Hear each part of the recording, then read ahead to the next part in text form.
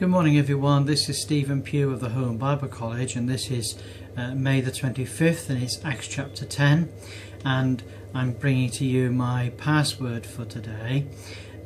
My password is found in verse 4. Let me read the passage to you and we'll see how it goes. Luke says, "There was a certain man in Caesarea called Cornelius, a centurion of the band called the Italian band, a devout man, one who feared God with all his house, which gave much alms to the people and prayed to God always. He saw in a vision, evidently about the 9th hour of the day, an angel of God came in to him and said to him, 'Cornelius.' And when he looked on him, he was afraid and said, 'What is it, Lord?' And he said unto him, 'Thy prayers and thine alms are come up for a memorial before God.'" That's my password. "Thy prayers and thine alms are come up for a memorial before God. And now send men to Joppa, and call for one Simon, whose surname is Peter. He lodgeth there with one Simon a tanner, whose house is by the seaside. He shall tell thee what thou oughtest to do." Now that, as Christians, we should take very serious note. Here is a man, he's a Gentile, but he's converted to Judaism, okay?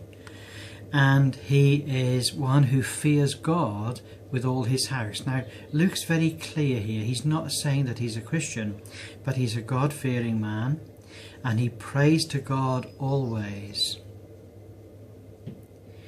What's very interesting is that when the angel speaks to him, he speaks to him in respect, and he says, "Cornelius," he says, "your prayers and your acts of charity have come up for a memorial before God." What it means is this. He's saying, Cornelius, God knows and God remembers all the deeds that you have done which have brought glory to him. Now just bear this in mind.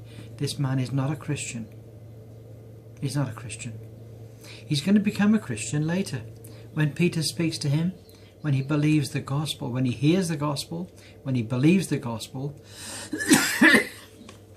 and as a result of that, he's going to be baptized and welcomed as part of the church. He is what we would call the first Gentile convert. The first Gentile convert. He's not a Christian. He's a Gentile that is living, as it were, under the banner of the Jews, and he worships God with all his house. He fears God with all his house. And we as Christians have got to somehow get to understand this was not a wicked man. This was a person that wasn't a Christian, but he was no wicked man. He was a man that feared God and always prayed and did acts of mercy such that those acts were remembered in the very courts of heaven. Wow.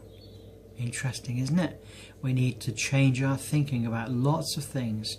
We have preconceived ideas, and we need to get ourselves and our minds in line with Scripture. God bless you. Look forward to talking to you all again tomorrow. Bye for now.